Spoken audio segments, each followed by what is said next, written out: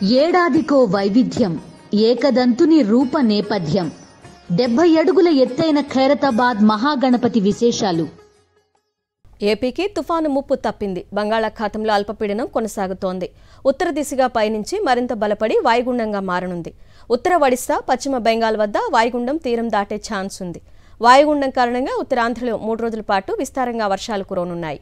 గంటకు 55 కిలోమీటర్ల వేగంతో తీరం వెంబడి ఈదురుగాలులు వీయనున్నాయి.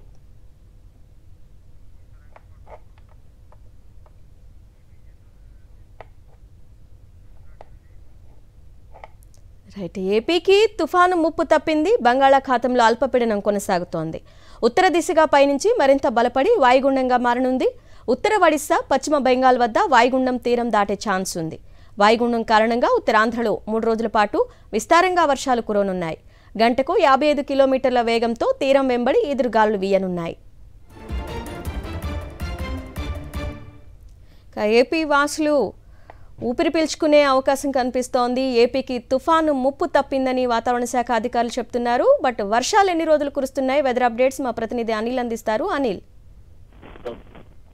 ఏపీకి ముప్పు తప్పినట్టుగానే కనపడుతోంది.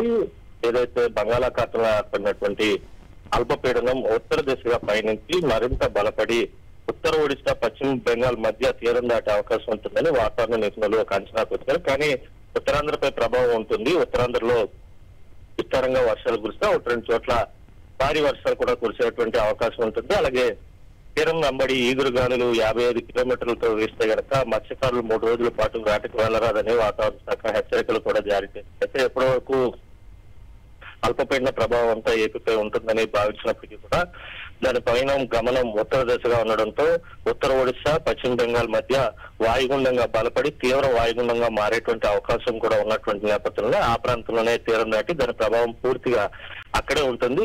స్వల్ప ప్రభావం ఉత్తరాంధ్రపై ఉంటుందని వాతావరణ నిపుణులు అంచనా వేస్తున్నారు. ఉత్తరాంధ్రకు, ఒడిశాకు సమీపాన ఉండేటువంటి శ్రీకాకుళం జిల్లాలో కొంచెం పెద్ద ఎత్తున వర్షపాతం నమోదయ్యేటువంటి అవకాశం ఉంటుంది. అలాగే పార్వతీపురం, మన్యం జిల్లా, అలాగే అల్లూరు సీతారామరాజు జిల్లాలో 1-2 చోట్ల భారీ వర్షాలు, ఉత్తరాంధ్ర వ్యాప్తంగా విస్తారంగా వర్షాలు కురిసేటువంటి అవకాశం ఉంటుంది. అయితే వరదలతో అతలాకుతలమైనటువంటి విజయవాడ వాసులు అసలు ఊపిరి పీల్చుకోవాల్సినటువంటి అవసరం ఉంటుంది. ఎందుకంటే ఇప్పటి వరకు కూడా అల్పపీడన ప్రభావం ఏపీపై ఉంటుందని భావించారు. కానీ దాని పైన గమనం ఉత్తర దిశగా ఉండడంతో పూర్తి స్థాయిలో ఆ ప్రభావం ఏమీ ఇక్కడ పెద్దగా ఉండబోదని వాతావరణ నిపుణులు అయితే వెల్లడించారు.